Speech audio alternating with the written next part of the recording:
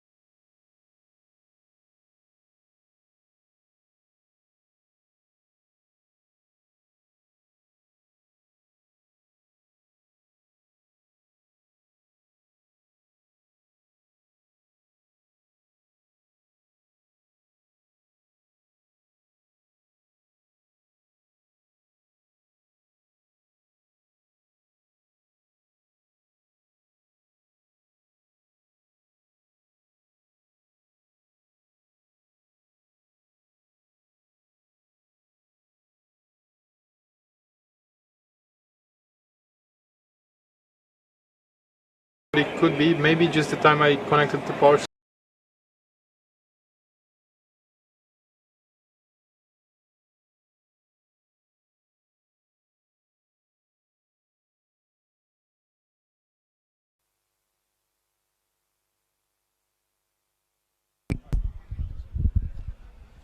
Hello and welcome to round 4 in NPL Victoria. It's Dandenong City taking on Avondale FC from the Frank Holohan Soccer Complex.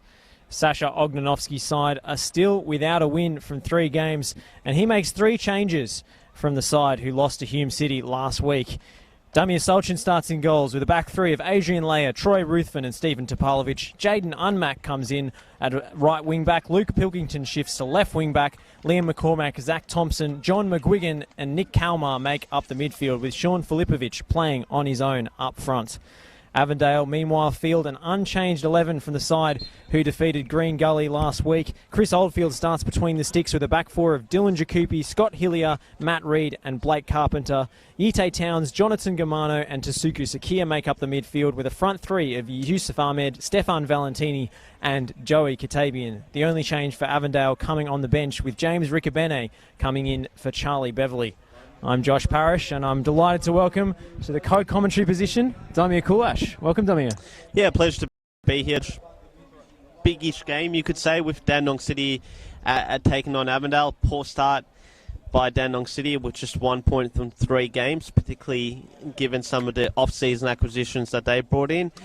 Avondale, meanwhile, it was always, a bit of a difficult start for them. Oakley away, compounded by the fact that they had a negative 3 points deduction, but they've recovered well from that early defeat and are showing what made them such a great side, not only on the scoreboard last year, but also to watch. Still no Liam Boland for Avondale. He starts on the bench, as does Stefan Zini, who's not returned to the starting 11. He was sent off in round 1, needs to win his place back. Also on the bench, Jai Spiteri for Avondale, as well as Rory Bryan, the backup goalkeeper, and the aforementioned James Riccobene. For Dandenong City, Costa Sparta is relegated to the bench. Christian Santic starts on the bench as well, with Stefan King, the backup goalkeeper, Luke Isles and Jacob Brito. Just about ready to kick off here. Christopher Hope blows his whistle and we're off. Avondale in the white, kicking from right to left. Yite Towns exchanging passes with his front line. Here's Valentini. playing in that false 9 position again today in the absence of Boland. Yusuf Ahmed. Put in by Jaden Unmack. Sakia back with Hillier. The back line gets an early touch through Matt Reid. Already has a goal to his name this season.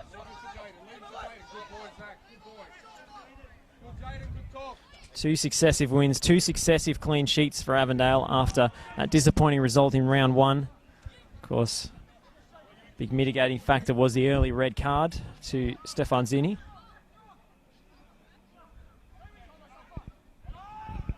Jakupi with the throw.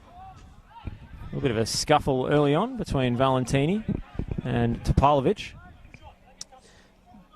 This exact same fixture last year, Josh, was played on a Friday night early on in the season, in round 1 in fact. So we see an off-the-ball challenge and referees call advantage. We'll stick with play for a moment. Overlap with Blake Carpenter.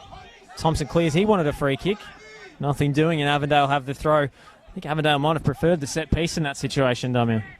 Yeah, potentially, given the fact that the ball went backwards and the set piece would have been in quite an enterprising area of the pitch for them.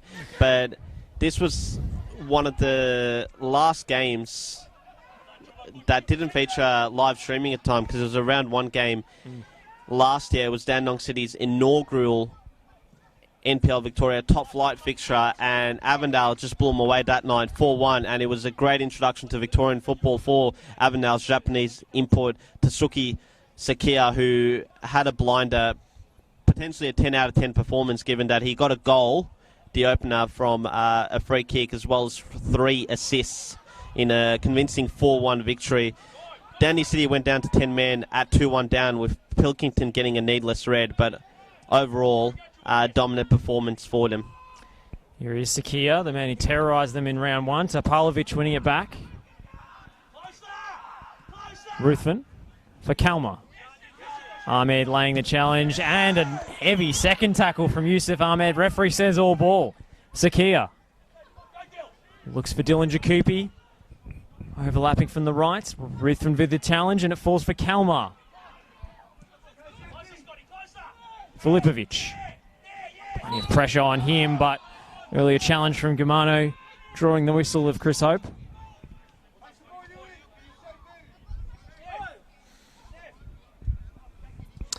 But when the two teams did meet in the reverse fixture over at Avenger Park in round 14, it was a 0-0 draw, and that was really the beginning of Dandenong City's revival.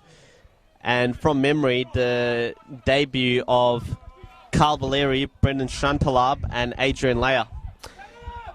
It was the beginning of the turnaround for Dandy City, wasn't it? After those mid-season acquisitions, changing the dugout as well.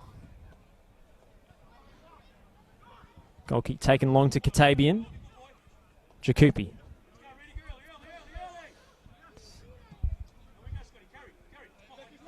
Hillier. Here is Yusuf Ahmed on the ball. Back to Yite Towns. Sporting the peroxide blonde hair after he lost a bet with Matt Reid last season. It's a good player, Yite Towns, and if you can remember, Josh, did he suffer an injury towards the end of the season, or yes, latter half of this season? Because he was missing from the first 11, and it really culminated with Avondale struggling in the end. It's an enterprising run from Liam McCormack. He doesn't draw the whistle that he was looking for. I was going to mention struggling in the latter part of the season, because they had such a healthy cushion over the likes of Heidelberg and Bentley, particularly midway through the season, but they pretty much lost it in the space of a few weeks. Again, the whistle doesn't blow for Liam McCormack. It's a cheeky long-range effort from Gumano. Easy pickings for Salchin. Starting again through Leia. Looks like they have gone with a back 4 this week, Dandy City, after playing a back 3 in most of the early matches. Ahmed's header. Kalmar. Thompson. Again, McCormack is on the deck, and again, no whistle. Chris Hope, the referee tonight, tends to be one of the more liberal referees when it comes to letting play go and not being that pedantic with challenges. I think that's perhaps one of the reasons why he's one of the best in the competition, because the players do like him. Jakupi's ball in for Ahmed in the header, just wide. Best chance of the night so far. And Ahmed, obviously last year with Avondale's attack, it was always going to be difficult to get consistent starts, particularly after the form of Stefan Zini in those early rounds of the season. Ahmed got himself back into the starting 11 in the second half of that season, was a valuable contributor for the Avengers. From memory, I think it was a game that you called against Oakley where he scored a worldly. It was. He picked that at the top corner with a swerving, dipping strike from about 30 metres. Here's Thompson, who looks to be playing on the right of a front three today. Ruthven finds Zach Thompson again. Unmek left it a little bit short for Leia there and has invited the press of Avondale. Salchin. They play out well through Topalovic. And Stephen Topalovic returns to the Dandy City starting 11 for the first time this season. Funny story with how he sustained his hamstring injury. He apparently pulled a slab of beer and tore a muscle. And, you know, that is quite a freak injury for a guy who's renowned for being one of the fittest players in the league, also a personal trainer by trade. So he had a laugh about it when he told me about it. Oh, late challenge coming in for Blake Carpenter. And it will be the first booking of the game for the Avondale left back. Zach Thompson in a fair bit of pain. Sasha Ognanovsky certainly not happy.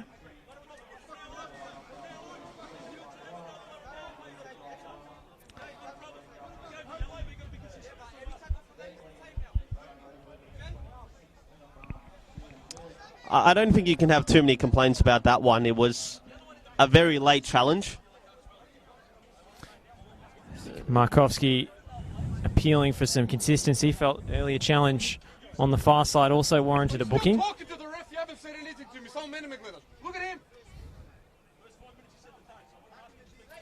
Tensions running high in both technical areas already.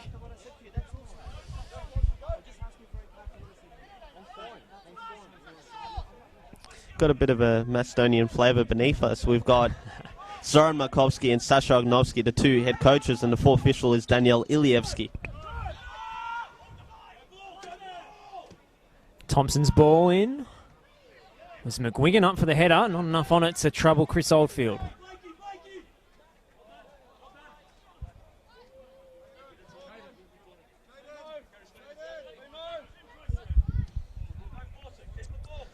Did mention Ahmed earlier. He still ended up scoring half a dozen league goals over the course of last season, as did Valentini. I guess the one player that really didn't have the most fruitful of campaigns in front of goal, given Avondale's potency with the likes of Boland and Zinni getting double figures, and Ahmed, Sakia, and Valentini chipping in, was Joey Katabian, who only scored one goal all last season. It came in a round 26 game against Bentley Greens. It was an absolute bomb too, that one. He can strike a ball. Turnover in midfield. Kalmar giving it up. Germano. Sakia now. Bit of space to work in for the Japanese playmaker. Clips it in for Jonathan Germano, and it's just over the crossbar with the looping header. Yeah, and Germano, a bit similar to Katabian. Didn't play as much as you would have expected him. Last year, I think he struggled with injuries, as is often the story with Jonathan Germano, unfortunately. But I think what this year gives both players a chance is they start off fresh and fit. Oh, and a loose pass there from Ruthven, and Leia had to come to the rescue. Stop Ahmed from running clean through on goal. Andy City to maintain possession after the scare. It's Topalovic hoiking it forward for McGuigan. And Matt Reid jumping in, getting some contact. Play goes on. Pilkington. Reid against McGuigan. And he'll send it out into touch for a Dandy City throw. Both Sasha Ognanovsky and Zoran Malkovsky, ex-Melbourne Knights players. And in terms of progress scores, I guess that's the big story so far on Friday night is at half-time, Melbourne Knights 0, Hume City 3. Stephen Hewitt, we've been told, has scored a goal of the season contender from just close to the halfway line. Here's Kalmar, who scored a belter himself last weekend.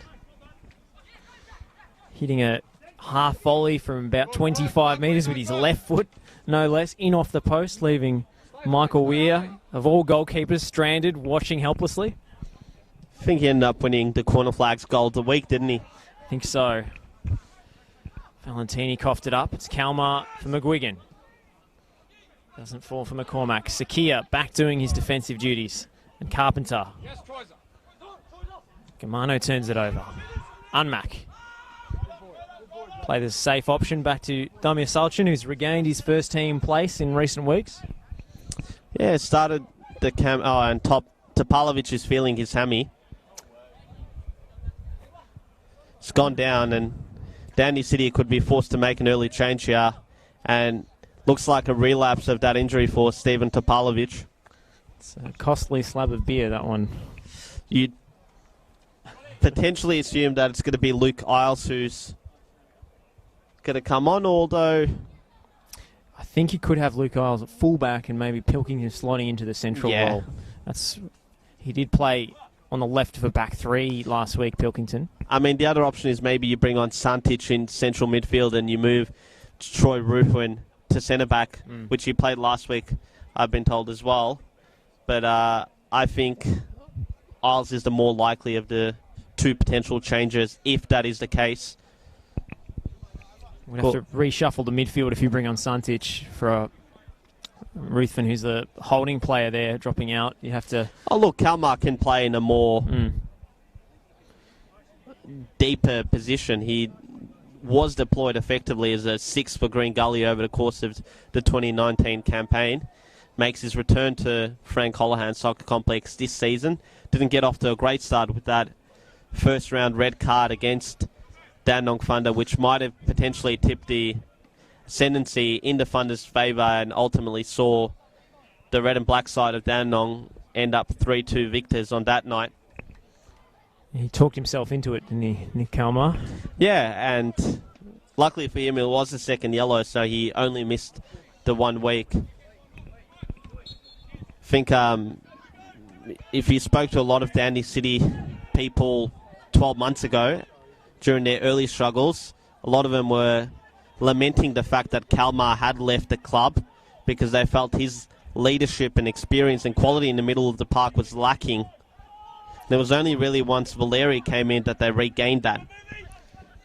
Valentini. Yui Ahmed for Yite Towns. Tabian's ball in. It's Valentini. Couldn't get there. Now second ball for him. McCormick heading away. Nick Kalmar going down. And Thompson is felled by Tasuku Sakia.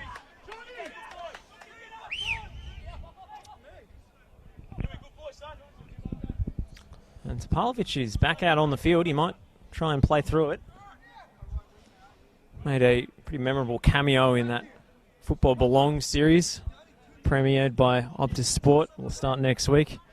It's not the first time he's been on TV, because he was, back in 2008, a part of Football Superstar, the one-time Foxtel reality TV show which offered young footballers aged from memory 16 to 23 or 21 an opportunity at an A-League youth contract. Did Pilkington not win that?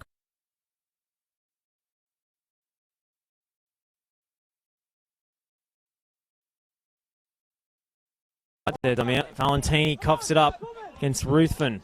Yeah, it was. McCormick won season 3 and he went to the Brisbane Raw youth team. McCormick. Kalmar flying in. Neither side giving an inch with the tough tackles early on here. I guess Pilkington is the success story of that show, because he actually did end up playing for the Melbourne Victory first team, made a handful of appearances, and former Melbourne Victory man Semi Sivic, who serves as Dandenong City's assistant coach has actually called Christian Santic from his warm-up, and he'll be coming on presumably for Steven Topalovic. So it's the latter of those two potential changes that will end up eventuating. It's an interesting one, a bit more of an attacking change, you might say. Bringing on a creative midfielder for a centre-back and reshuffling the midfield as a result. And we do have Topalovic down once again. Play will be stopped, and we will see the substitution. And thanks to Bryce Ruthven for reminding us that Liam Troy Ruthven, his brother, and Luke Pilkington were all on the show. Liam and Pilks were, of course, winners. I think Troy Ruthven also himself ended up making it quite far in the competition. Might have been, if not top 3, but a top 5 candidate in season 2 from memory.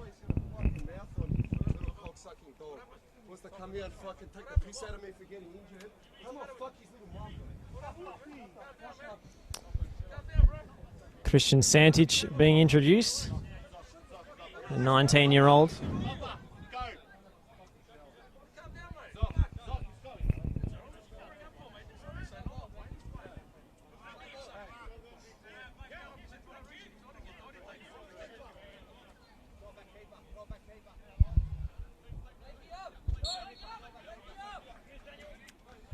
And Dandy City do return the ball to Avondale, with Santic taking up a place in the midfield 3, Ruthven dropping into the back line.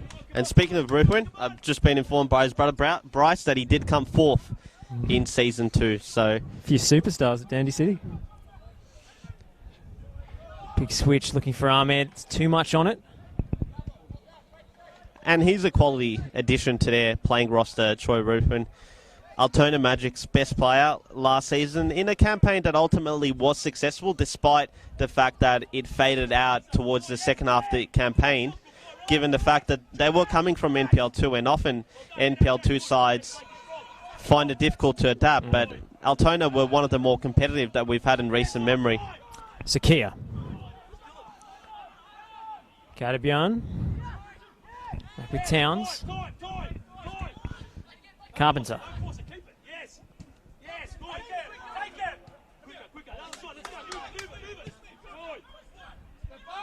Avondale looking to get the ball zipping around quickly on the deck. Towns for Hillier. Strides forward into space. Germano, that's a poor touch. And Filipovic takes over. Or ball from Germano. Towns. And a tackle coming in from McGuigan, dropping in from the left flank.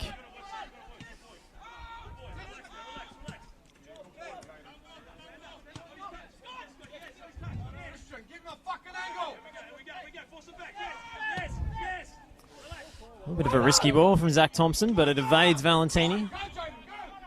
Looks like McCormick is the one dropping into that number 6 position. Mack up for the header. Won by Carpenter.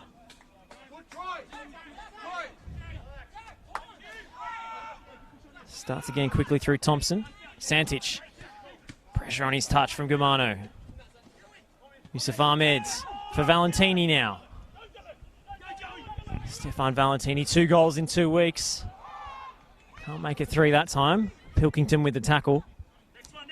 McGuigan again coming narrow off the left flank. He's Thompson. Shimmies past Akia. Just makes it past Yite Towns. But can't beat him at the second attempt. And in terms of Ruthven being Altona's best, the other promoted side last season was Dandenong City, and I thought that Zach Thompson, summer signing from Altona City in State League 1, was their best player of the season. I think he got 7 league goals at the end of the campaign, which is impressive for a box-to-box midfielder, and you could certainly see why he, at the beginning of his career, was on the books of Leeds United and got a few appearances under his belt for one of the proudest and most storied clubs in English football. I think he did win the Player of the Year at Dandy City, the best and fairest last season, if I'm not mistaken. Ahmed heads into touch.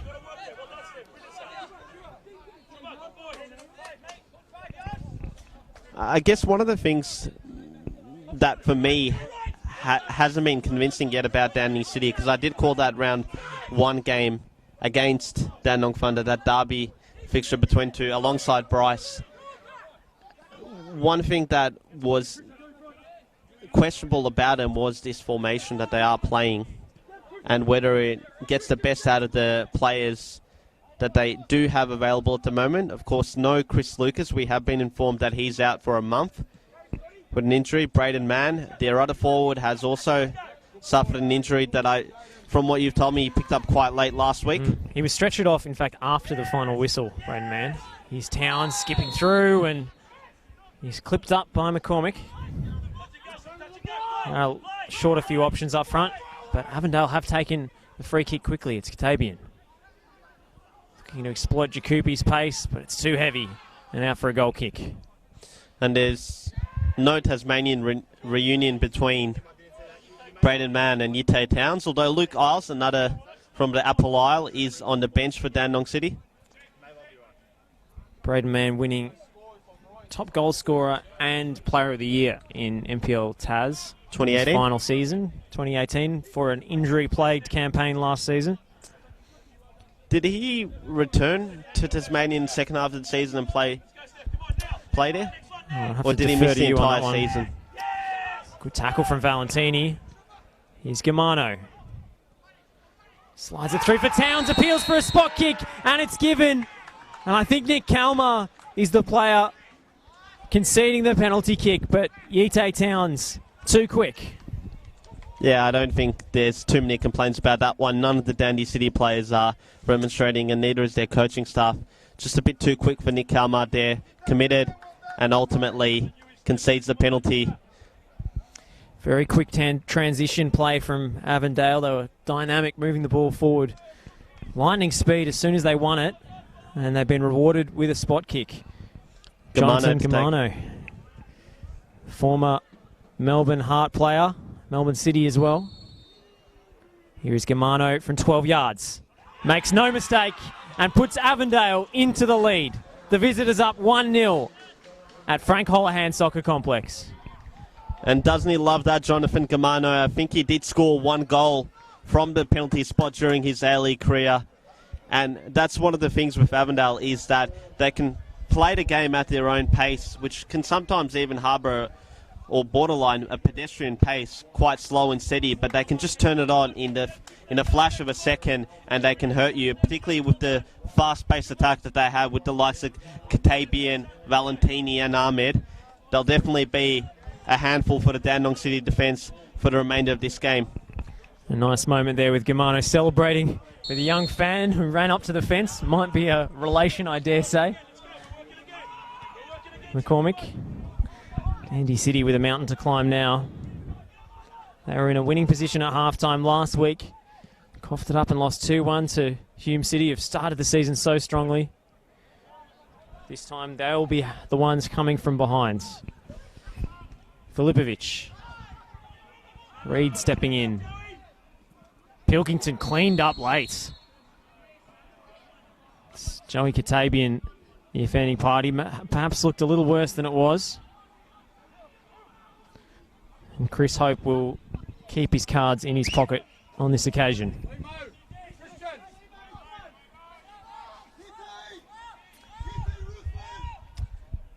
Ruthven forward for the set piece. Kalmar lurking outside the box. Got some height in there with Adrian Layer. Filipovic darting around as well. Oldfield comes and claims very confidently the Avondale captain.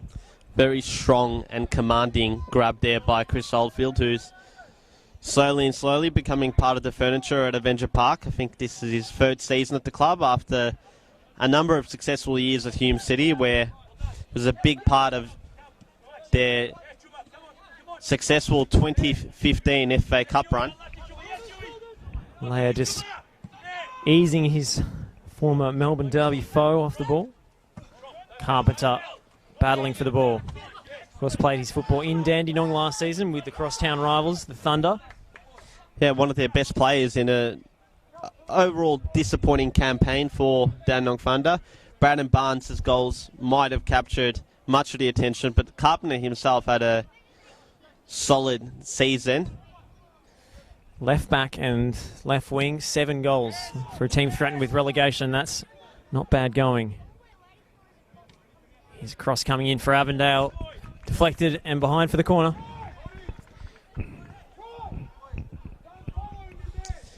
Yeah, and that left-handed side for Dandenong Thunder last season was quite impressive, with him and Christian Carvalho being 2 of Thunder's best 3 players over the course of the season. I guess the other one is self-evident. Brandon Barnes still the main man across town. I was actually going to say it's Peter Skapetis, but Carpenter to whip one in. He scored an Olympico from this position last week. This one goes to the near post. A few appeals for handball going up there after Valentini's flicked header. Sakir, the bomb from distance and blocked by McCormick. yeah, that was going goalward, so a vital block there by Liam McCormick.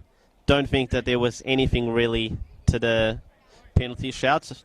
Just Avondale players being quite loud and hoping for the best, but you're not going to fool a referee like that. I've seen this before so far this season from Avondale, crowding the 6-yard box, making it difficult for the opposition goalkeeper. A bit of variety in their set-piece routines. That one's into the near post. No touch from an Avondale player. Dandy City sent it behind for a redo.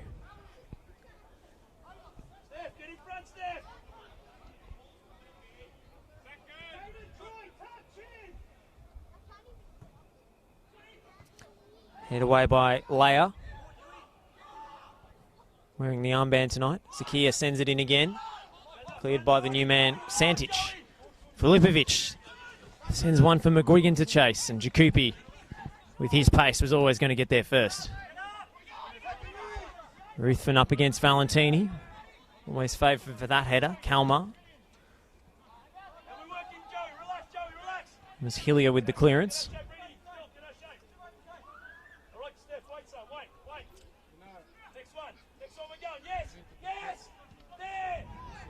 Ruthven can't find Santic, but you see he's a lot more willing to play those risky balls out from the back as a central midfielder by trade. Did you say a central midfielder who likes to play risky balls and who potentially also is Croatian? I do know someone who'd quite like that sort of player.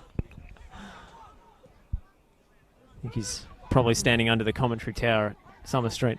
Shout out to Ante Jukic. McGuigan. Also known as X Tweets per 90 on Twitter.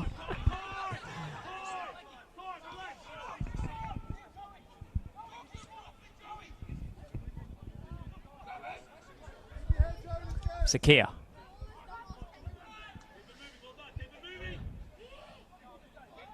Towns goes over the top, looking for Jakupi, who gets there first too. So much pace the right back has at his disposal. Playing ahead of the injured Brandon Lundy today. Now, Josh, I will do the complimentary and remind our viewers that we are live and interactive tonight, so keep your comments coming in. So we see a bit of a altercation here between Katabian and McCormick. Slowly escalating this one.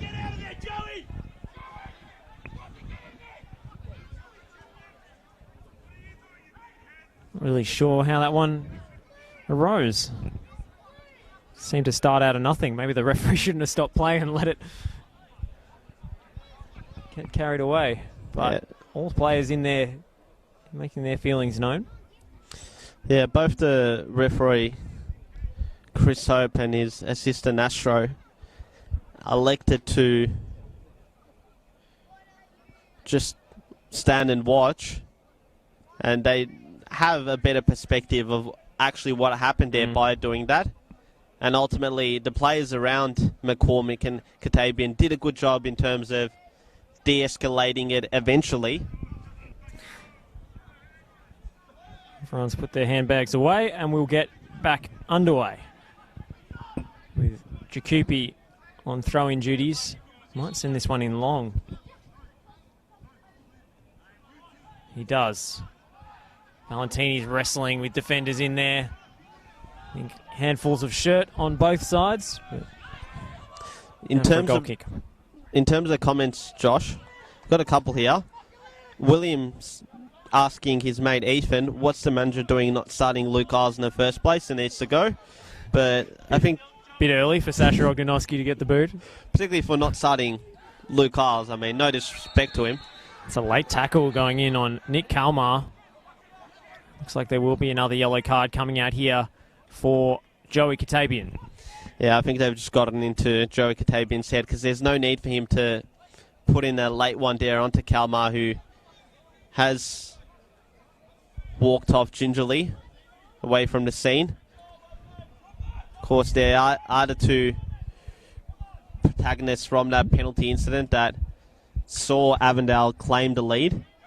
The other comment I was going to allude you to, Oliver, saying after lifting a slab of beer, referring to Pavlovic, has he gone down with the coronavirus? I think that's a bit extreme as well, but... I think it's just a hamstring, thankfully. Yeah. Otherwise, I think we'd be going into quarantine. Self-isolate after this game for 14 days. Ruthven. Looking for McGuigan.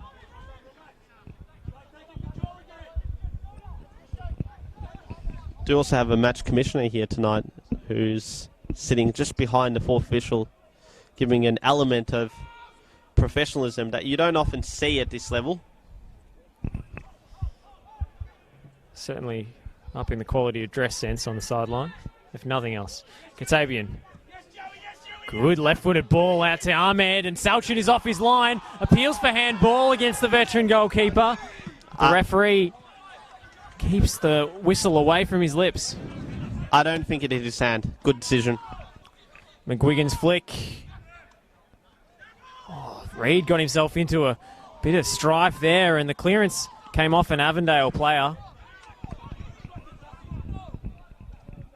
Now it's Filipovic's turn to half-heartedly appeal for a handball and a penalty. But ultimately, Ahmed did get to the ball first, but I think Salchin didn't do anything illegal. I think you might be right. I mean, he came out, certainly no intentional handball, although we know the rule is a little bit more open to interpretation these days. And if he did touch it with his hand, he would have been off, and it would have been a mountain to climb for Dandenong City. But I think, on first viewing, I think the keeper did very well there.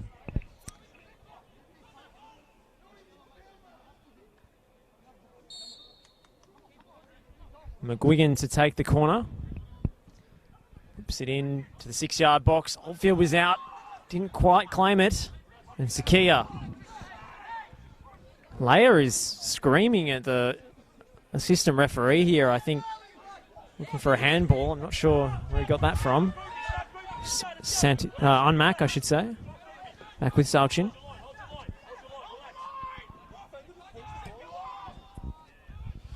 Well, the Dandenong City player saw something I didn't. VAR. VAR and NPL must be the solution. We are joking, by the way. Of course it isn't. Stay, Zeki, stay! I reckon Chris Gleeson could operate it, given how quickly he gets those highlights up on the corner flag.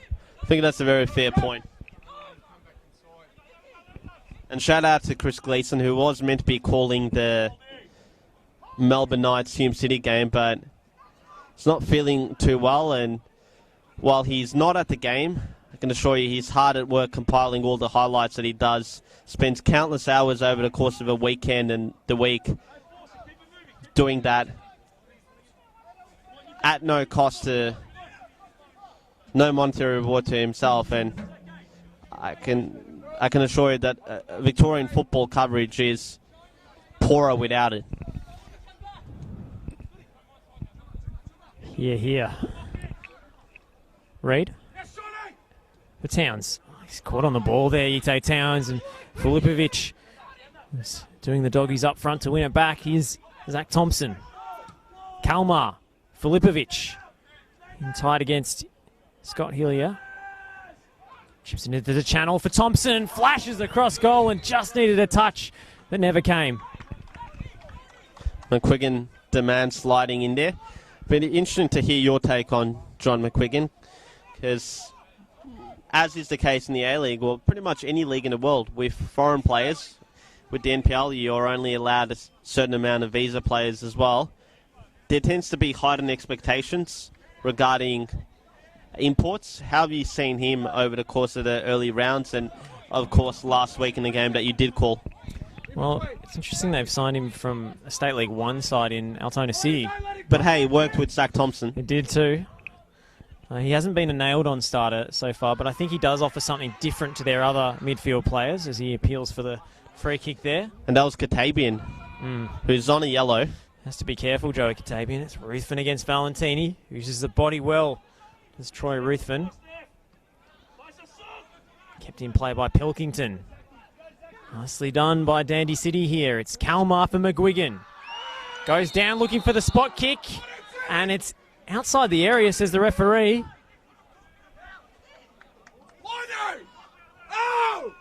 Oh, a bit of controversy here. Certainly a foul. Whether it was in or out of the penalty area is a matter for the officials.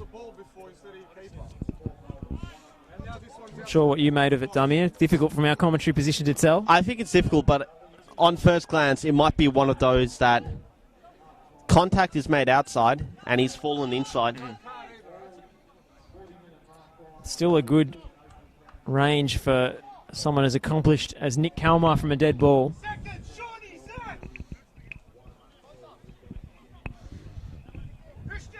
Scored a free kick goal last year for Green Gully against Bentley Greens early in season in round 3. Can he repeat the trick here? Leia and Santic trying to block goalkeeper's view of the ball. Here's Kalmar. Oh, it's just wide with Oldfield watching on helplessly. Didn't glance the post. Not sure, Damir, but it was certainly very close. I think my eyes might be deceiving me because it did look like it came off the outside of the post there, but I guess the replay that you're able to see at home by rewinding the clock back 15 or so seconds will be able to tell you. Luxury we don't have here in the commentary scaffold. Not yet, Josh. Give it a few more years and some extra funding. Always trying to improve the production quality since the streaming kicked off last year. Carpenter. Well, certainly been an absorbing watch in this first half. Just joining us, a Jonathan Germano penalty is the difference between the two sides. And one thing we'll tell you is that there's plenty of heat about this game. Both sides are getting stuck into each other. We've had a number of small confrontations between players and tensions aren't simmering, aren't they? They are. It's been spot fires all over the place.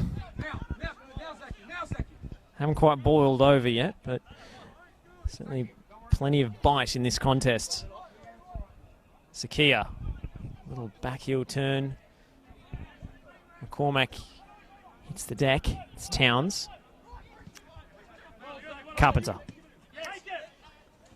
Yusuf Ahmed couldn't keep that one in play. A bit of a misdirected ball from Blake Carpenter. Unmack. Kalmar for Santic, but Ahmed was all over it. Katabian. Jakupi.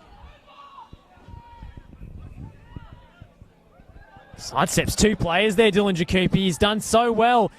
Can't quite find a teammate. Cross deflected to Sakia. Now Yusuf Ahmed. Carpenter. Katabian. Ruthven heads away. Still the attack goes on for Avondale. Towns. Don't force it is the message from Zoran Markovski. He wants patience in this attack. It's Carpenter. Sakia. Unmac got a foot in, crucially. And this is the problem that Dandy City had last week. They just didn't have enough numbers on the counter-attack to really start anything.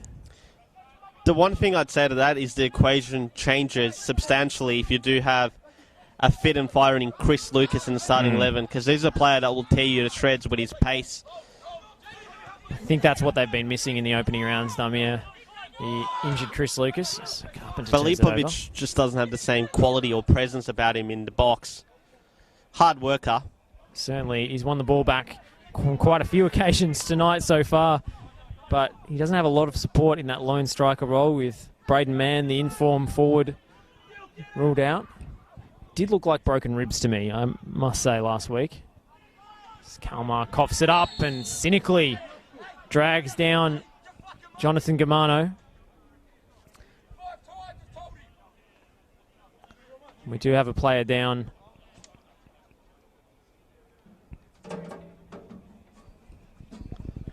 Is it Germano? Well, we have two Avondale players down. Two players down. Germano is the one who was fouled. I think he'll be okay. It might be Dylan Jacoupy, if I'm not mistaken.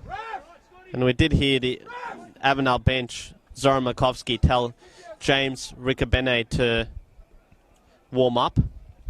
He's a left-footed player, so wouldn't be the cleanest fit. Jacoupy's back on his feet. And there will be a yellow card out for Nick Kalmar eventually for that cynical drag back on Germano. I don't think any real objections to that one. And Sasha Ognovsky, his coach, just telling him to refrain from entering any discussions with the referee about the merit of that yellow card, given what happened in round one. You think he would have learned his lesson by now? Emotions running high, of course.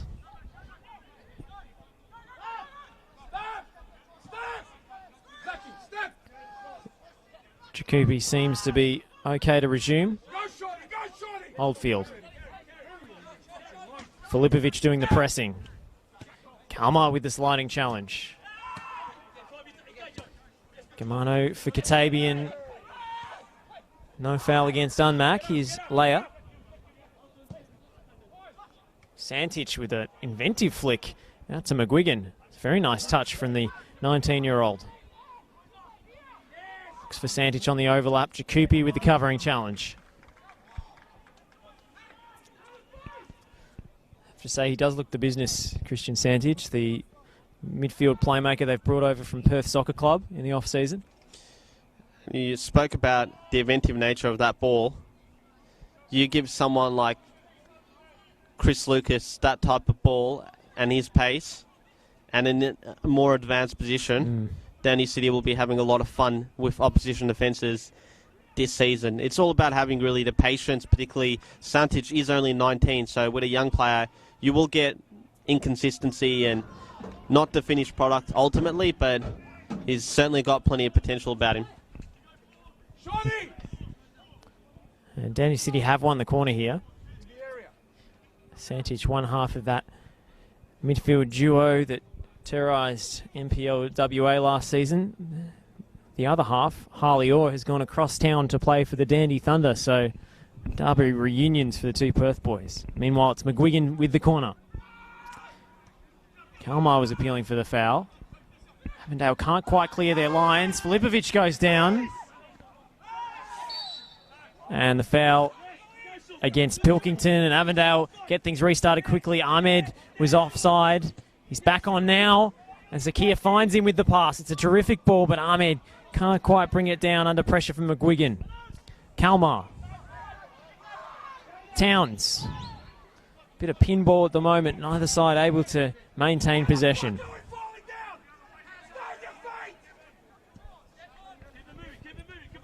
It's great defensive cover there by McGuigan to halt Ahmed. Especially since he's just taken the corner. So hard work defensively.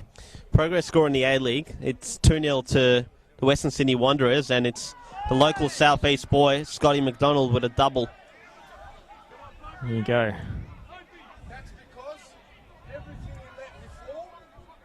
Think he'd be playing in the Southeast if Team 11 were in the A-League in this part of the world, dummy? Too soon, Josh. Too soon. Still a sore point.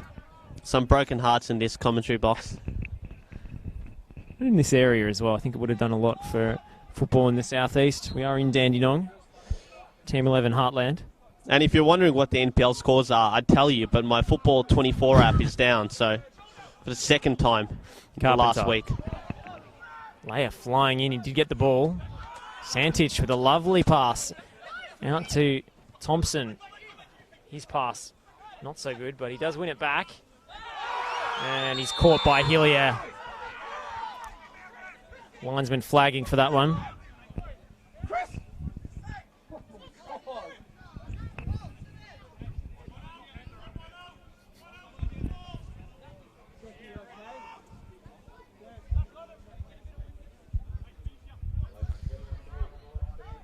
Leia negotiating with the referee, the former Melbourne Victory captain, of course.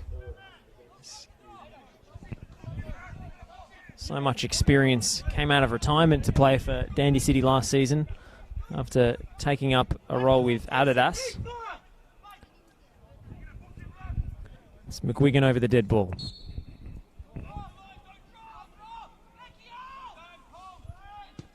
Here is McGuigan's ball in. It's flicked on by Filipovic, but easy pickings for Oldfield. Sure, Adrian Leia would get a lot of freebie requests from his teammates.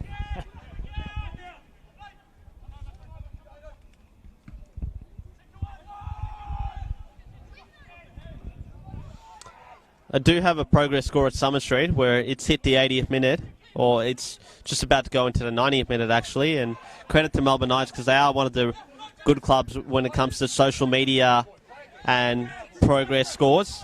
Shout out to Dan Pavlich doing a great job there. So it's 4-1 to Hume City. And it is half-time in this one. Avondale taking the lead with the early penalty from Jonathan Germano. Plenty of action after that. Yellow cards to both teams.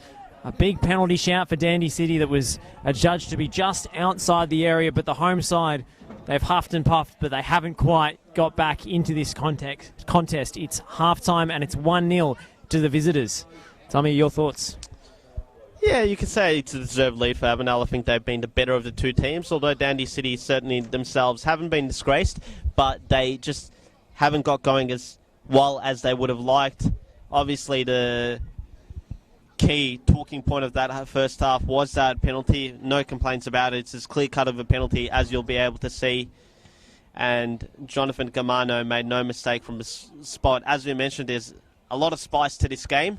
And it wouldn't surprise me if it flares up in the second half the way things are going, because both benches are getting quite animated. And I don't think the referees have had a bad game, but it's just every challenge that goes in, one bench is up, the other one's down, then the other bench starts going up. So it'll be interesting to see if the animosity continues on in the second half. But in terms of on the field and the football being played, both sides can play better. I think there's still a lack of quality in the final third that's preventing Dandenong City from scoring, and Avondale themselves, despite having flashes, haven't been quite as fluid as they might have liked going forward.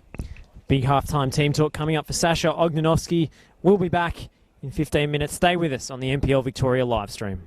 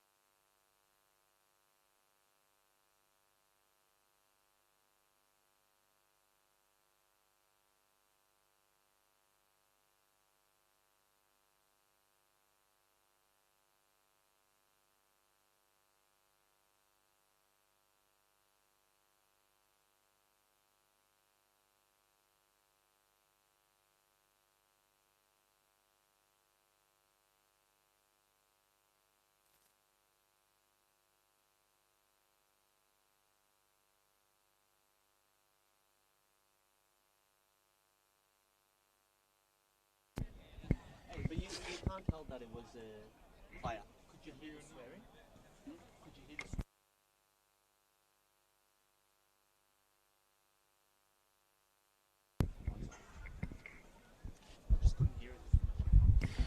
Welcome back to Frank Holohan's soccer complex in Victoria's southeast. As the hosts, Dandenong City, trail Avondale 1-0 at the break. Jonathan Germano's penalty, the difference between the two sides. Dandy City already forced into an injury substitution with Stephen Topalovic's hamstring playing up, Christian Santich replacing him, and Troy Ruthven slotting in at the back. I'm Josh Parrish, Damir Kulash with me as we're about to get back underway. Damir, what do Dandy City need to do to get back into this contest and hopefully pick up their first win of the season?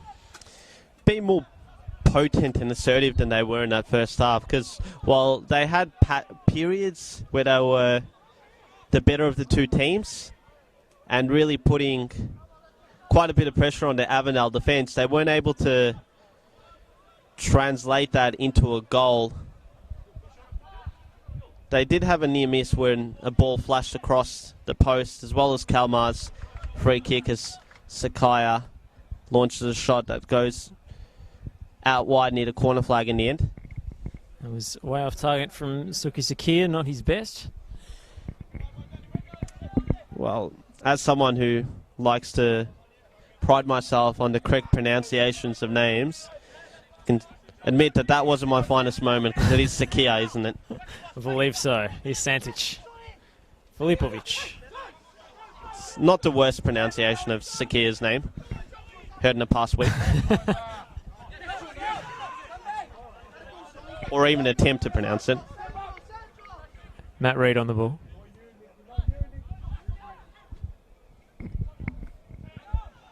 Here is Sakia.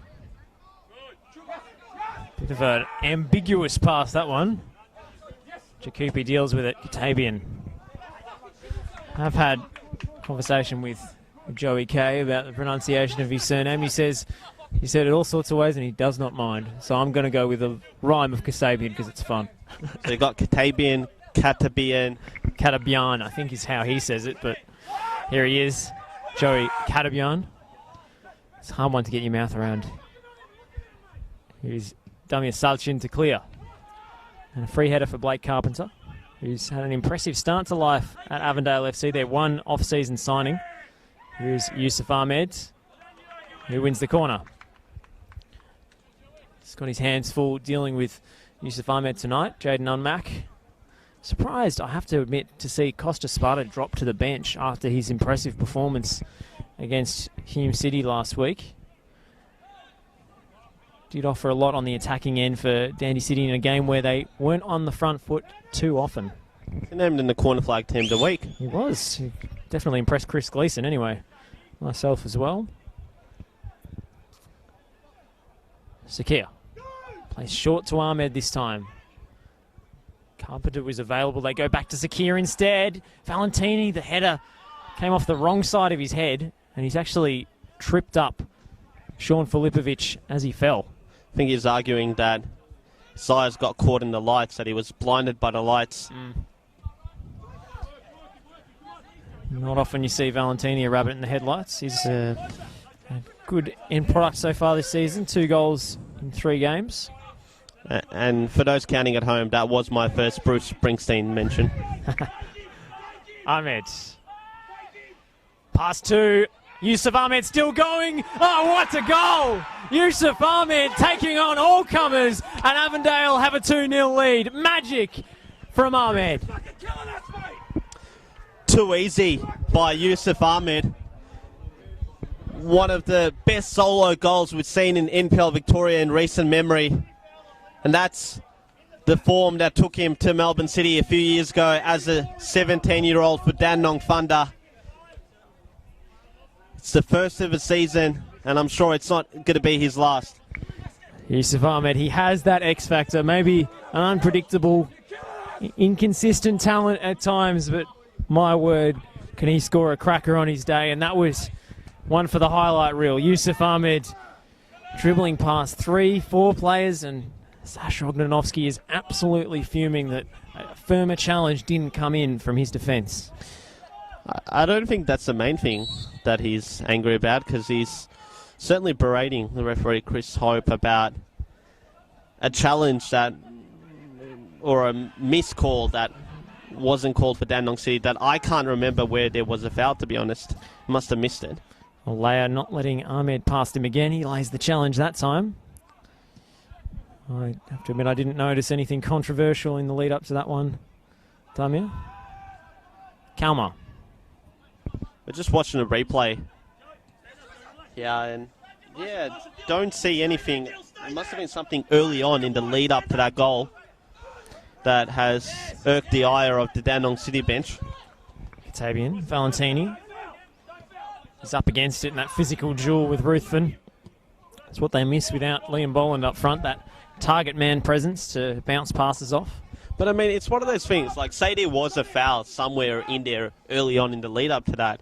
It's not like Dandenong City didn't have opportunities to stop Yusuf Ahmed. They did, and ultimately if there's a missed call there at the start of it, well, you can blame the referee, but you're also going to look at your players and think, what could have they done to prevent Yusuf Ahmed from scoring? And I think that quite a lot could have been done there. It was certainly a very soft centre to that defence on that occasion. And it's one of those things that, people now complain about the implementation of technology in football, and while we didn't have it, we used to berate referees left, right and centre, and we still do. And it's like, well, you guys want perfection, and when you do get it, now you're complaining about that. Accept referees' mistakes just like we accept players' mistakes. Preaching to the choir here, Damir. Here's Kalmar. Beaten to the ball by Blake Carpenter. Stays in though. Nick Kalmar twisting out of danger. Thompson's ball in. Hillier clears. And this issue isn't in football. I think even in basketball, particularly in the NBA, and you saw also last night in the NPL, it's definitely a talking point. And it's like, officials can sometimes get it wrong, but the players are there, and we often look for an easy scapegoat, and so often it is the referee instead of players who don't do their respective jobs or don't do something as good as they could have done to prevent a particular situation or to initiate a particular situation. And ultimately, a lot of the times the referee is left to dry when their decisions, if at worst are wrong, and a lot of times are contentious and potentially even right. Here's McGuigan standing up, Jacopi. Santic getting on the ball. Towns gets a foot in. Katabian. Valentini. Needs support. Nutmegs Pilkington. Lovely little touch from Stefan Valentini. The pass was skew-whiff from Joey Kay. Thompson. I think he's looking a bit ginger. It surprised me to see him replaced at some point during the second half, as Kalmar has a adventurous shot from distance. The second halfway attempt we've seen in this game so far. And look, I'd hate to say it because there are a few injuries that are affecting the starting 11 that Dandenong City have put out there tonight, but a lot of what I've seen of Dandenong City early on this season is quite reminiscent to what we saw of Dandenong City early on last season. Well, Jacopi's got himself in all sorts of trouble there. He's Santic. Kalmar, able to turn. McCormick. What can they fashion here, Dandenong City? It's Thompson to whip it in. Towns heads away. Santic to strike. Skews wide, but promising signs from Hajduk. The one thing you're going to get with Santic a lot as well is confusion between him and Unback, because they do have quite a similar resemblance to one another on the field. Similar height. I think they're both the same age as well. Fold Leek Pilkington in there as well, to be honest. Similar builds. I think Pilkington might have a good 10 years on him. Probably a few kilos as well in the muscular department as he takes the throw. And a bit more trash talk as well. Well, we've already heard some trash talk so far tonight, don't you? Here's Filipovic. He's held by Reed. It will be a free kick. Third season at the club for Luke Pilkington. alongside Brad Norton, he was the best left back in the top flight of Victorian football over the course of the last decade. It's McGuigan on set piece duties this time. Layers header. Tough position for the centre half to get anything on goal.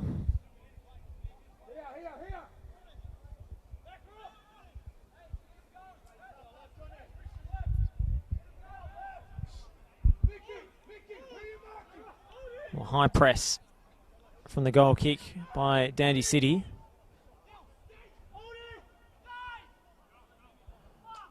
Oldfield forced long and the press works as intended. Leia wins the header. Germano off the second ball. Over the top. Katabian. Can he bring it down? The flag's up. It won't count. A lovely finish by Joey Katabian. But the linesman flag was up early. And we do not have a third goal. Yeah, I think there's a general acceptance by both Katabian and the Avondale bench that he was off there. And it's always good to see that when the goal does get disallowed. There's not a lot of complaints by the team, particularly when they're right in front of the linesman as well. It can be quite an intimidating feel to it all, but it's Town. Avondale, they didn't make too much of a fuss about that one as McGuigan breaks. Here is McGuigan to slide it down the line for Filipovic, and Reid winning the ball. In fact, it was Hillier, I should say.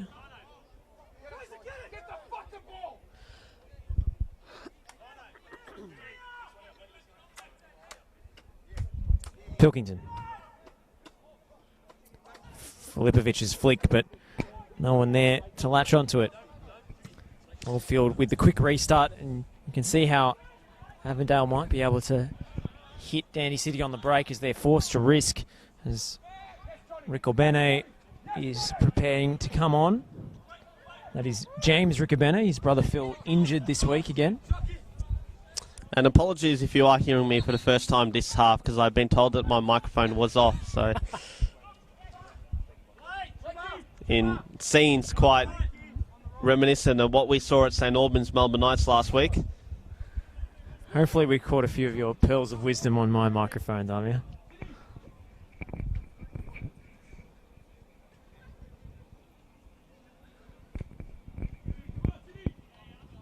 In case we didn't, what were some of the highlights? I think we did say that Luke Pilkington is one of the best trash talkers in the competition. There was also a memorable Bruce Springsteen joke, which I'll be upset if it's lost to the... Yeah, Stefan Valentini was blinded by the light as he fouled Sean Filipovic. Injury concern here for Dylan Jacopi. Double change with Katabian coming off for Stefan Zini. Did mention he was walking a bit gingerly. I think the injured Jacopi will come off for James Ricobene. Blake Carpenter switches over to right back. What a luxury to bring Stefan Zini off the bench. Not many teams can boast that. Well, back heel from McGuigan for Pilkington. Can Thompson keep it in play? Up against the substitute, Ricobene. Thompson with a nice turn. Fires it across. Carpenter heads behind. I think in the end, last season, Stefan Zini scored 12 league goals and ended up being 6th overall in the Golden Boot standings. Great return for a player who previously, I think, was criticised for his lack of goal scoring and his finishing. McGuigan. Germano heads away. Pilkington shanks the shots, and McCormack doing well to prevent the counter-attack, which was looming. Santich for McGuigan. Opposite to the back post. James Ricobene heads away. Cross for Thompson now. It's Towns' header. And Zakia's clearance. And now substitutes Zini gets a touch, but it's a tough one to bring down.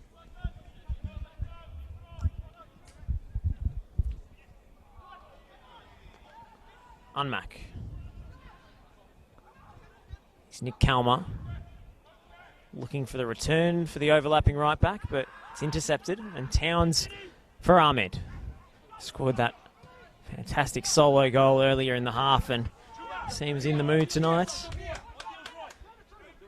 So concerns for the fullback depth now at Avondale with both Lundy and Dylan Jacoupy struggling.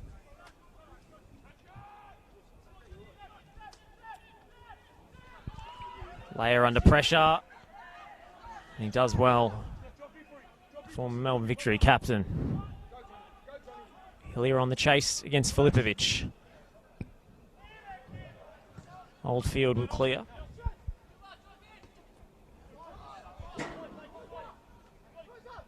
Ruthen with time.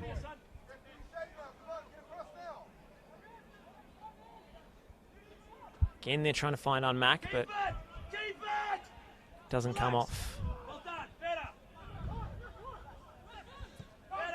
Valentini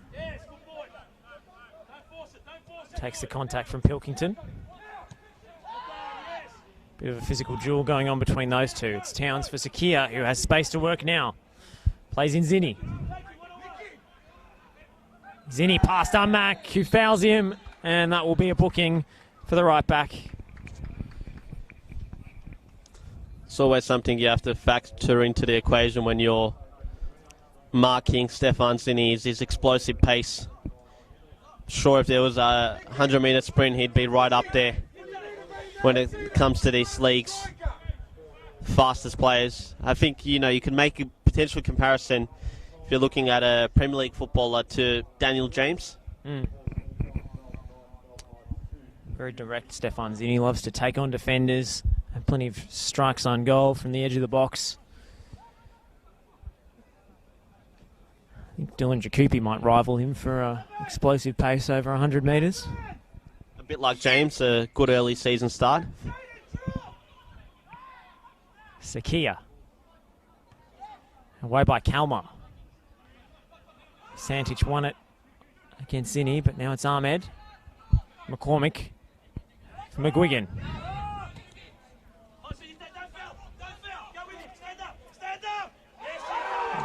Towns diving in. Referee says he got the ball.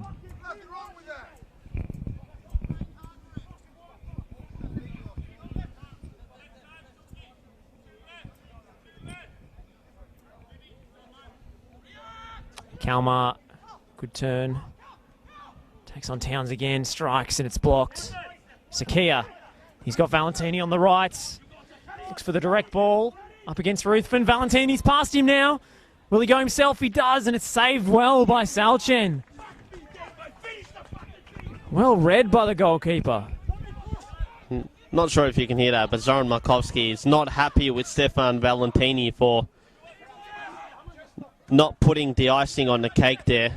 It would have been curtains for City if he'd finished that. Yeah, I think so. Whereas that 2-0, all it takes is you get one back, and you're right in it. Here's McGuigan, who nutmegs Matt Reid. He couldn't touch him. Blake Carpenter there to back his teammate up and send it behind for the corner kick.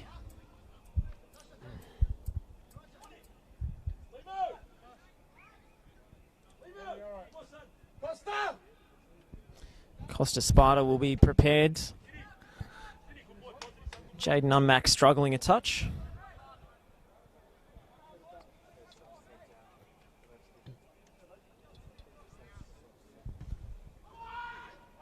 Whipped in dangerously, and at the back post it was Leia.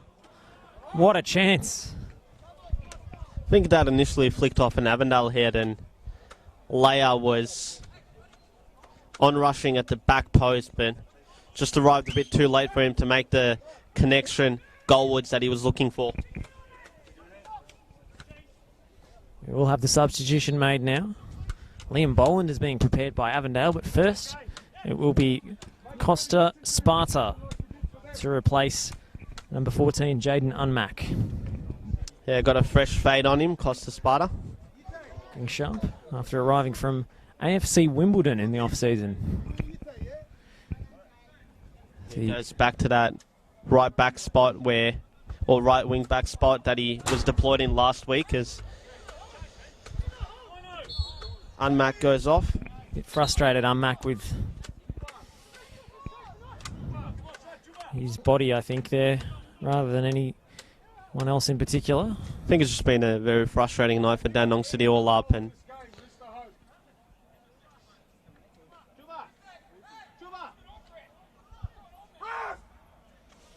Bit of a delay here with the substitution as Gamano takes his time. as the two ex-Melbourne Heart midfielders exchange some pleasantries in Kalmar and Gamano. Brings you back memories of the 2011-12 season for Melbourne Heart. Gamano certainly taking his time here. He's swapping the captain's armband. It's not that, mate. It kills the momentum of the game.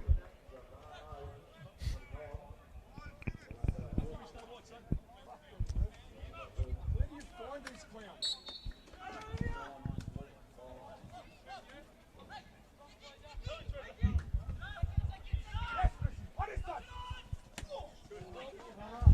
One comes off the back of Blake Carpenter's head. He's McGuigan for Hajduk. Sakia doubling up. Significant return for Avondale with Boland coming back into the fold. Struggled with an ankle problem in the first few weeks of the season. I think they've really missed him against the Oakley Cannons. Reigning Golden Boot winner as well. Of course. Prolific from open play and unerring from the penalty spot. Dangerous ball in again. Could be Filipovic. The ball's in the net, but the whistle's gone for a foul. Now, Sasha Ognovsky wasn't happy about the refereeing up until then. Won't be too happy about it now because it's definitely not his or Dandenong City's night, as the ball ends up in the back of the net, but it's disallowed there, and there's not a hell of a lot of complaining by the City players on the field. So that might suggest that it was a fair decision, and I think that's Semi Sivic who's still arguing the case for a first half handball that wasn't called in Dandenong City's favour. Well, it was Boland the man fouls. Oldfield calling his short options forward. Carpenter keeps it in. Great leap from the fullback. It's McCormick. Not muscled by Valentini. They'll go short this time, Avondale. Kalmar. He's looking for McGuigan, but intercepted by Sakia. Let's go, Blake. You carry. Drive. Suki's there. Relax, Manny. Don't force it. Reed. Ricobene. Towns interchanges with Valentini, and now he's off on a run. Yite Towns, and he's just so slippery in those situations. He can evade challenges like few other midfielders in the competition, Yite Towns. Yeah, very effective midfielder, Yite Towns. I think this is potentially his fifth season at Avondale, so he's definitely one of the longest serving players, and in fact he might be the longest serving player at the club as it stands. I believe it was their second season on the top flight back in 2016 that he came in, and when you look at all the other players, it's been a complete overhaul around him, because look at that Avondale team back then, and no disrespect to it, it had a number of good players. You know, if you recall, they did have Mas Madoka as a marquee signing. It's a very high profile signing, I should say. But there's definitely a added layer of quality in their team now. Francesco Stella, another one that was at Avondale's books in I think in that 2015 season. Here's Sakia. Playing Zinni here. That's another great save from Salchin, but Sakia on the follow-up, it's off the post, and it won't go in for Avondale. Can't quite seal the game. Heads in hands on the Avondale bench. They were already celebrating. It's an uncharacteristic miss from Tasuku Sakia. 2-0 has been the scoreline in the last 2 weeks, and the way they're not taking their chances, it wouldn't surprise you if it ends up being the case again this week. But Dandenong City might have something to say about that. Santich for Pilkington. Hillier stepping in. It's Kalmar sliding up against Sakia. Santic plays back to Salchin. Kalmar. Sparta with space in front of him.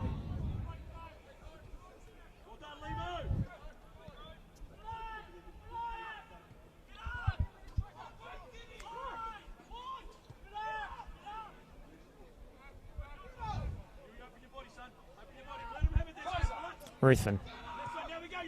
Pilkington. Coughs it up under pressure from Ahmed. Carpenter back to Oldfield. Both teams pressing with some intensity. Boland.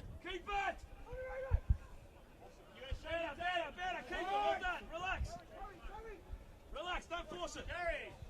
Here we go, Blakey. Here we go, there. Yes, touch. Reed for Carpenter. Now Ahmed takes on Ruthven, gets past him. Ahmed still going. McGuigan wrestling for it, and he does win it back. Hasn't had too much joy on the attacking end of the pitch tonight, McGuigan, but he has done a lot of defensive work for Dandenong City.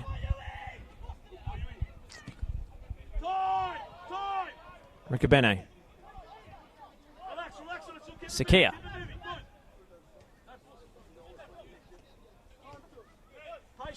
Patient. Well done. Good. Yes. Well done. Better.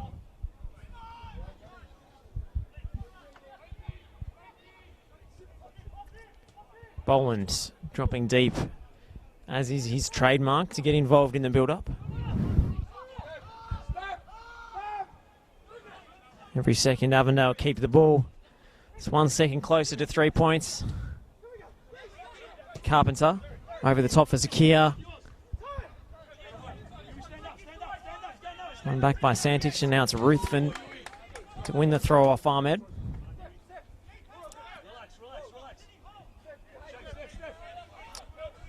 Pilkington happy to steal a few yards off this throw. Kalmar.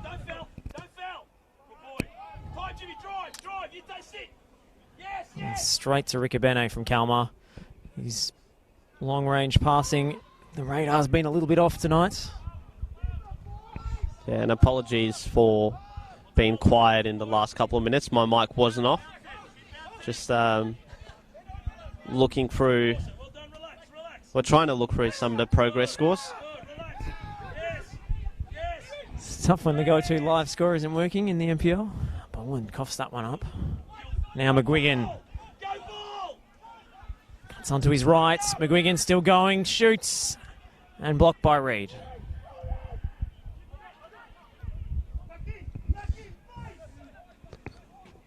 Shout out to Mark Goshik up here in the commentary box for the Football 24 updates, where we have 90th minute. We're into stoppage time at Bentley, and it's 0-0 between the Greens and St Albans Saints, who are off to a flyer. If it says like, well, they're off to a flyer anyway. 8 points out of a possible 12 if the result stays like that. Meanwhile, for Bentley, 5 out of a possible 12, and that one win that they did grab came in round 1 against the hapless Eastern Lions, who, if you don't know, their fixture against Dandenong Thunder has been rescheduled to Monday night and will now be played at George Andrews Reserve in Dandenong South. Big result for Green Gully tonight. Yes, a 2-1 victory over Heidelberg United, and it was a come-from-behind victory because Luka Ninkovic gave Heidelberg the lead in the first half in the 29th minute before goals by Matthew Fletcher and Christian Primora saw Green Gully overturn the deficit to collect their first win of the season. Progress scorer Jack Edwards Reserve, and it's 4-0 in the 77th minute to Oakley over the Altona Magic, who, alongside the Eastern Lions, look like the team who early on would be in relegation danger if their fortunes don't improve. And Joe Guest, Harry White, Joe Knowles, and Wade Decker are the goal scorers. Wade Decker, Churches League cult hero. Down here in the southeast, no less. Knox Church's legend. Port Melbourne, South Melbourne, full-time score between them two. It ends 1-1 at JL Murphy Reserve. So Port Melbourne continue their unbeaten start to the season, although they have drawn 3 of those games. And Yuta Konagai, the goal scorer again for South Melbourne. That is South Melbourne. They won't be known by any other name. Jerry Salados was their goal scorer.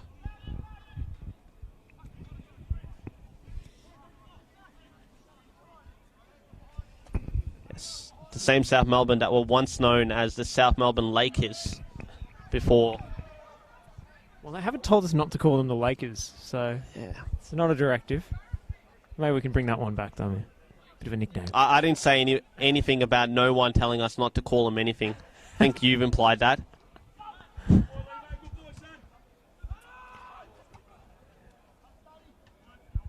But I think they did receive a letter from Los Angeles one day that said refrain from using the term Lakers or, you'll get a lawsuit. That's true. on We your might hands. get a cease and desist, so maybe we'll avoid that one. That's a Joe Gorman feature article waiting to happen right there. Layout for Ruthven. Big switch out to McGuigan. Carpenter off his touch. Now Ahmed. It's Pilkington. Draws plaudits from his coach. Saki is free on the right-hand side, and they will use him. Santic read it well. Telegraph from Matt Reid. Filipovic will feed Thompson. Bit of chaos in the penalty area now. Eventually, they've got it clear. Only as far as Santic, though. Yusuf Ahmed back doing his defensive duties. And Ruthven will slide in to cover the break. Hume City did end up winning 4-2 against the Knights. Hamish Watson and Caleb Mikulic, the goal scorers for the hosts.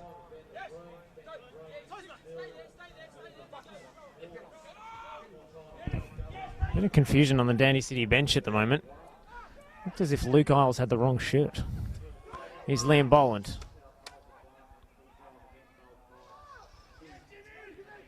Now Valentini, saved by Salchin again, and in fact it was Riccobene, I should say. Again, the goalkeeper keeping his team in it. And the poor kid's sprinted off to the locker room to go get his proper kit. And he'll return only to find out that Jacob Brito will be Dandenong City's third and final sub.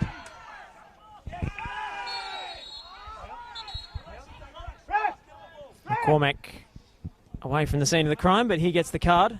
Sakia in a heap.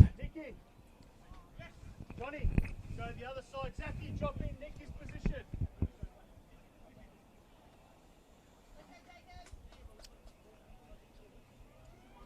Nick Kalmar will make his way. And Jacob Brito enters the fray.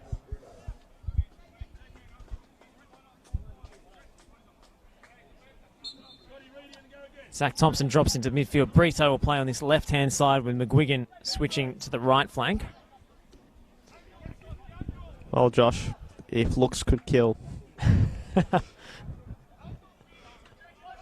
Just got a bit of a stare down there by Ognanovsky to Lukas following his return to the bench.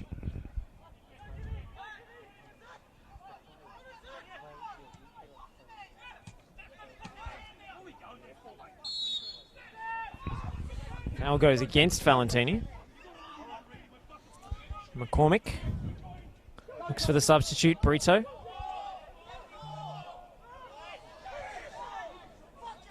Throw-in goes Avondale's way. Carpenter looking for an option. He'll wait for Boland to get across. And they do go to Valentini.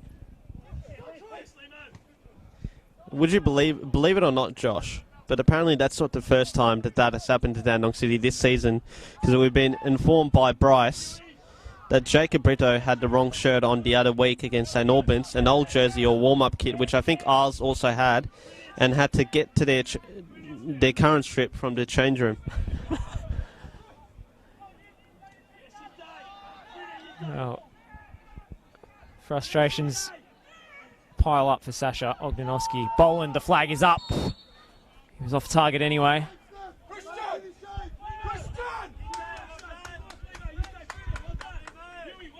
Plenty of encouragement from Zoki Markovski.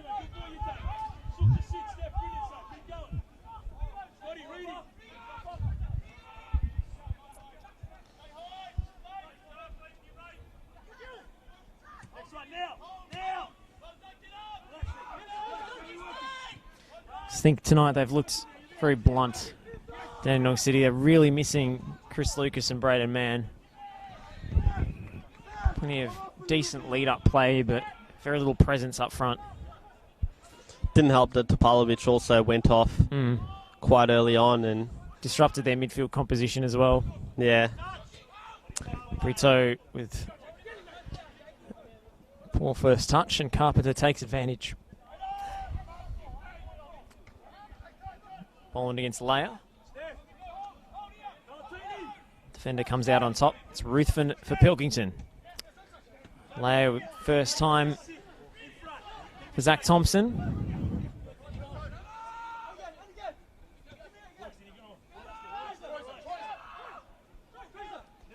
Thompson making himself available again. Instead they're going inside to Pilkington. Now McCormick. Now Thompson gets involved. Sends it into the area. Rikabene Skywoods. It's Brito. Brito wins. Reid wins the header, I should say. Pilkington. And he's kicked Stefan Zini in the hamstring. I don't think there was much intent there. He's trying to strike the ball. But temper's boiling over regardless. No need from Ite Towns. Let the referee do his job there. And his coaching staff is telling him that.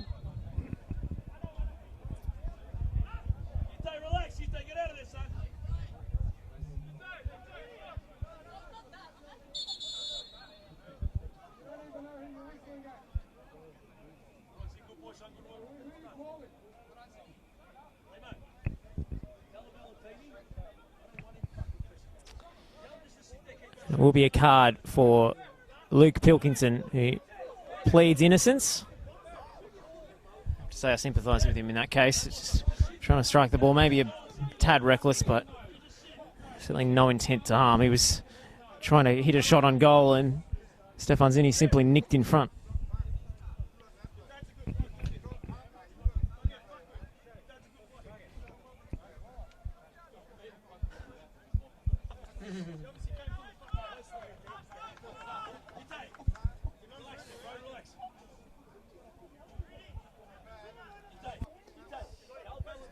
We mentioned Luke Pilkington's trash talk. You may or may not have picked that up on the mics. Any other candidates for league's best trash talker that you've observed? I think Jonathan Germano's, I mean, most of it's probably in Spanish, but he certainly has a few things to say. A few years ago down in the city, they had the honour of having Lubomir Milicevic at the club, and he definitely had a lot to say on the field. Ryan Pachkowski from Oakley Cannons doesn't mind a sly dig.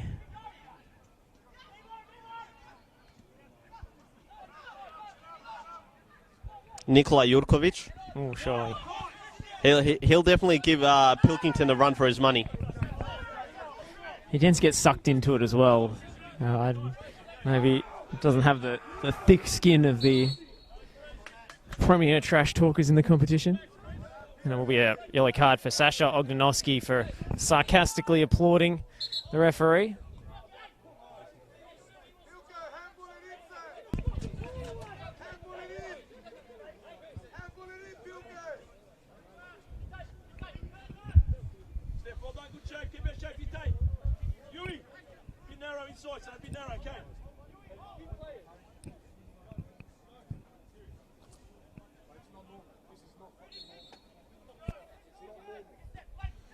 Brito. Boland. Thompson with the interception. He's got the youngster Brito. Carpenter wins it back. Brito again.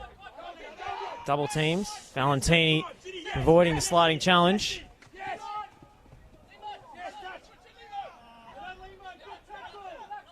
Boland. Valentini pulling up a bit sore after that one.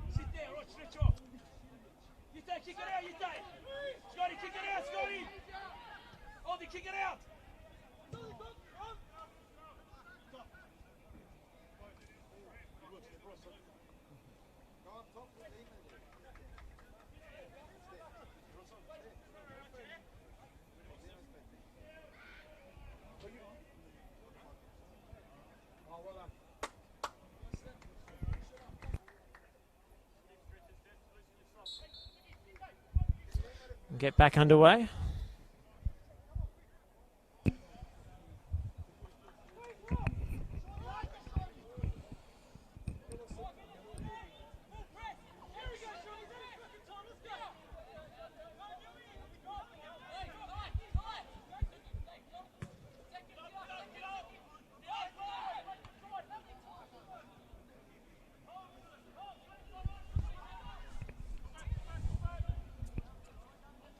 Hillier buys the throw off Filipovic.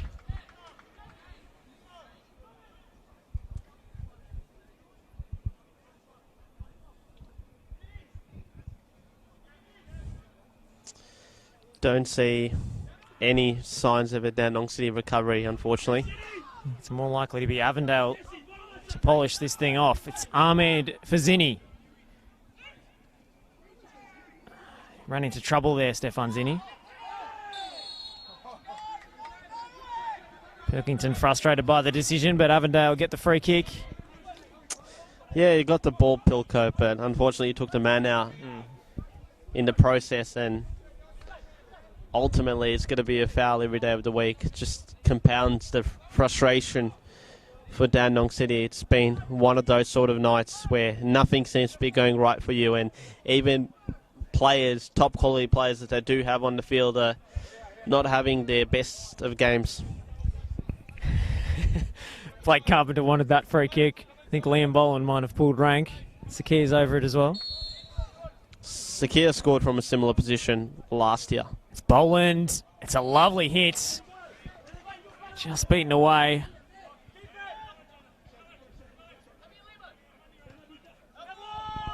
And you can often read a lot from certain moments, but as Ruthwin's going to retrieve that ball there and clear it, no one's telling him he's got a man on, because that could have gone horribly for Dandenong City had he accidentally caught the man as he's attempted to kick the ball. Here's McGuigan to curl one. It's wide of the target. Sums up Dandy City's night, really. Promising signs. Very little end product in the final third. It's been a story of their night. Really, they haven't really tested Chris Oldfield much, and he's had one of his quieter nights in front of goal. I think the Avondale defence has also done a solid job as see Valentini pull up what looks to be a bit of a cramp. Yusuf Ahmed is feeling himself tonight. He's taking on any defenders that dare come near after scoring that spectacular solo goal to make it 2-0. Hillier back to Oldfield. Oh, and that's a poor pass from Oldfield. Filipovic couldn't quite reel it in. Towns gives it up and recovers at the second time of asking. We'll have fourth officials board going up soon. Is Pilkington.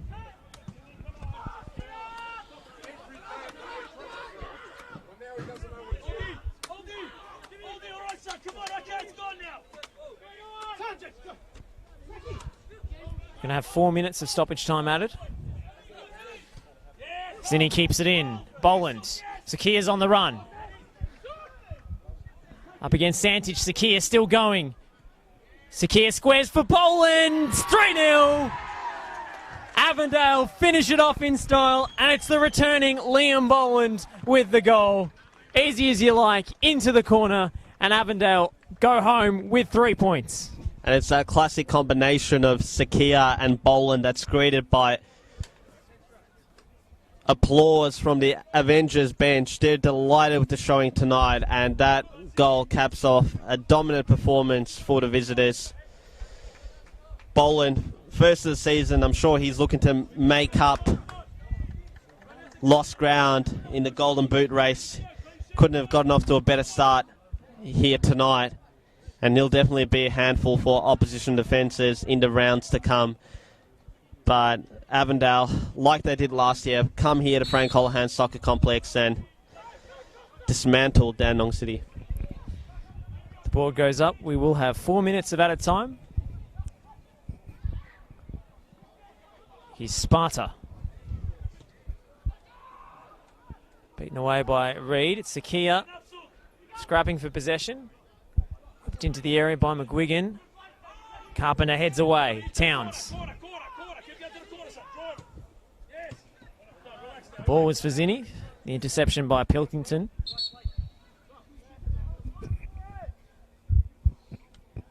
Another injury concern for Avondale, with Yusuf Ahmed suffering from cramp.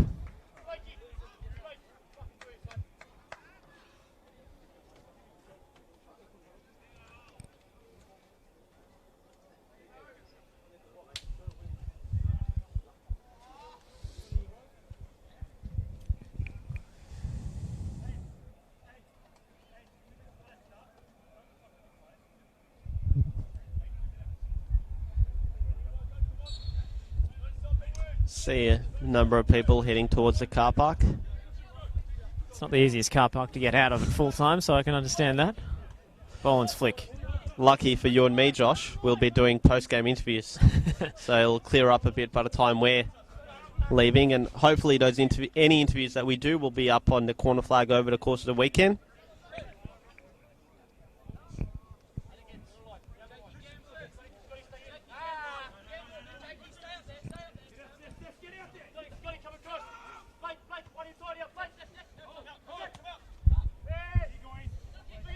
Sakia.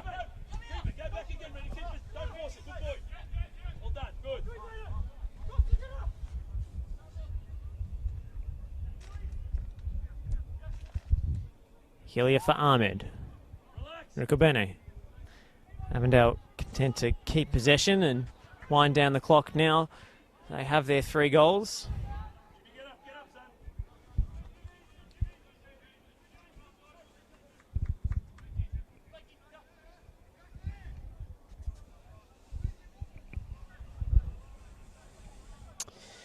In terms of going into the season, where did you have Avondale? I had them second on my ladder prediction. Another grand final loss? Well, I'm not sure about the finals. I may have underestimated Hume City in that regard, based on early season form. The Avengers will be hoping it's a case of third time lucky.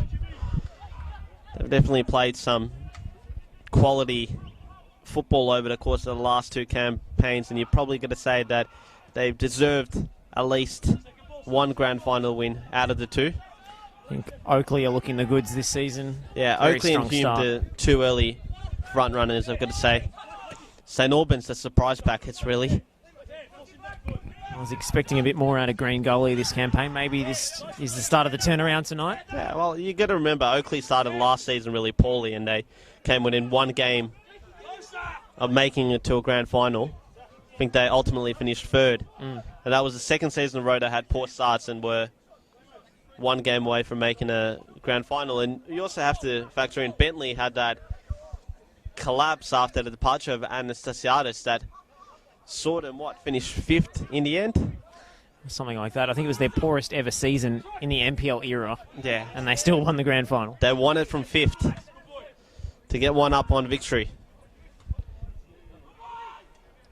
They, of course, won it from 4th a couple of years ago in the A-League. Big clearance from Reed. Might drop for Boland. He's up against Ruthven. Boland is fouled by Leia. And they'll have another opportunity from the set piece to really put the cherry on the cake. Carpenter wants it. He's told the bench, let me have my shot. Boland is standing over it and he's telling him to go away. He's got his goal, Boland, but he wants more. All the best strikers, they are a bit selfish.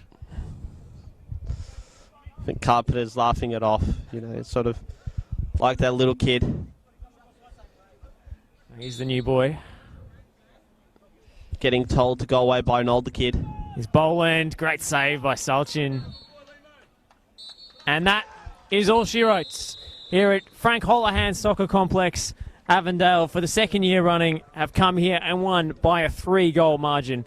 First half penalty from Jonathan Gamano, followed up by a brilliant solo effort from Yusuf Ahmed and a tidy finish from substitute Liam Boland. Leaves Zoran Markovski a very happy man, and Avondale heading home with 3 points. Dandy City, they had their chances. They had some promising spells of possession, but very little cutting edge up front, and Sasha Ogdanovsky and co. in.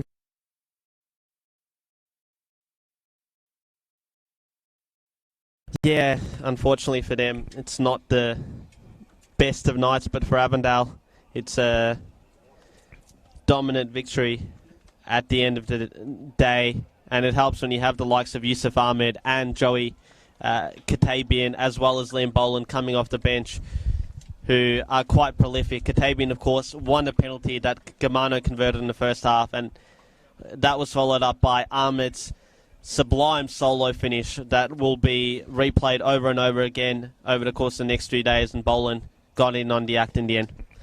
Confident win for Avondale. They make it 3 wins from their last 3 games. They're on the charge. That points deduction won't slow them down. But Dandenong City look for a rethink. Perhaps some returning injured players in the coming weeks in Braden Mann and Chris Lucas will give them the spark they need. But for now, it is Avondale 3, Dandenong City 0. Thanks for watching.